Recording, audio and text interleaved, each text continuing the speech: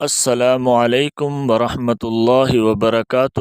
امید کرتا ہوں آپ سب ناظرین خیر و عافیت کے ساتھ ہوں گے۔ ہمارا آج کا سبق ہے نماز جنازہ کا مکمل طریقہ، کیونکہ نماز جنازہ جو ہے یہ فرض کفایہ ہے۔ فرض کفایہ کا مطلب یہ ہوتا ہے کہ اگر پورے علاقے میں سے کچھ لوگوں نے بھی کسی میت کا جنازہ پڑھ لیا تو وہ سب علاقے والوں کی طرف سے فرض ادا ہو گیا۔ اگر پورے علاقے میں سے کسی ایک بندے نے بھی میت کا جنازہ نہیں پڑھا تو وہ سارے علاقے والے گنہگار ہوں گے۔ یہ تو تھا نماز جنازہ کا شرعی حکم۔ تو چلیے اب ہم نماز جنازہ کو سیکھتے ہیں، لیکن اس سے پہلے آپ سے گزارش یہ ہے کہ اگر آپ نے ابھی تک ہمارے اس چینل کو سبسکرائب نہیں کیا تو جلدی سے اس چینل کو سبسکرائب کریں اور ساتھ میں دیے گئے گھنٹی کے نشان کو دبا دیں تاکہ اس طرح کی مزید ویڈیوز روزانہ آپ کو ملتی رہیں۔ تو سب سے پہلے آپ نے نماز جنازہ کی نیت کرنی ہے۔ نیت میں آپ کو بتا دیتا ہوں کہ نیت کس طرح کرنی ہے۔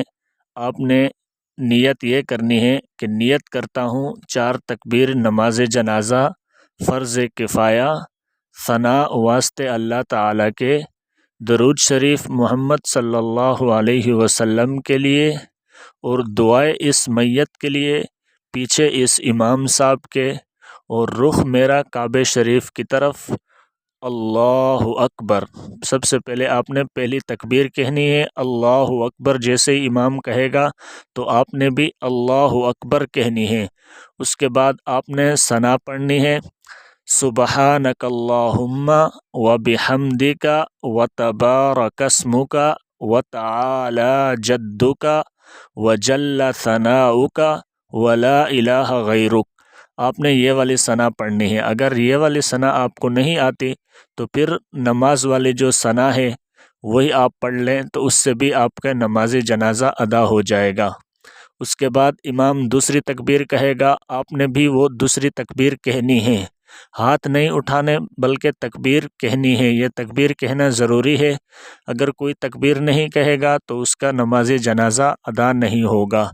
جیسے ہی امام دوسری تکبیر کہے گا اللہ اکبر، اس کے بعد آپ نے درود شریف پڑھنا ہے، اللہم صلی علی محمد وعلی آل محمد کما صلیت علی ابراہیم وعلی آل ابراہیم انک حمید مجید، اللہم بارک علی محمد وعلی آل محمد کما بارکت علی ابراہیم وعلی آل ابراہیم انک حمید مجید۔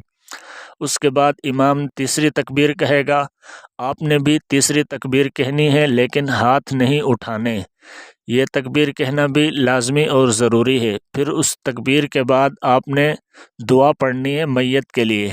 یہاں پر ابھی آپ نے غور کرنا ہے کہ میت کو دیکھا جائے گا کہ اگر میت بالغ ہے یعنی مرد ہے یا عورت ہے تو پھر آپ نے یہ والی دعا پڑھنی ہے، اللہم اغفر لحینا ومیتنا وشاہدنا وغائبنا وصغیرنا وکبیرنا وذکرنا وانثانا، اللہم من احییتہ منا فاحیہ علی الاسلام ومن توفیتہ منا فتوفہ علی الایمان۔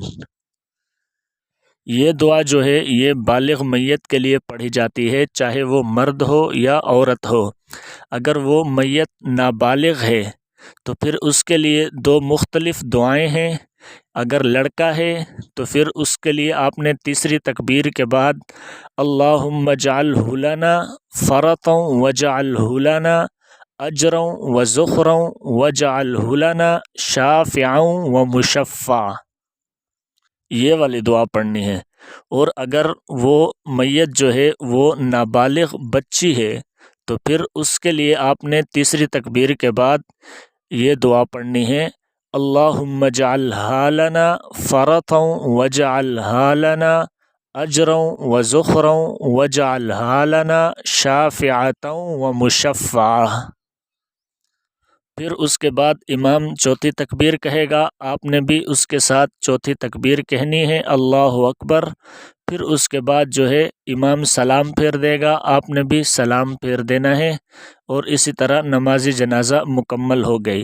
اور یہ بات ذہن میں رکھنی ہے کہ یہ تکبیریں جو ہیں 4، یہ لازمی اور ضروری ہیں، یہ چاروں تکبیریں کہنی ہیں۔ اگر کوئی چاروں تکبیریں نہیں کہتا یا کوئی ایک تکبیر نہیں کہتا تو پھر اس کی نماز جنازہ نہیں ہوگی۔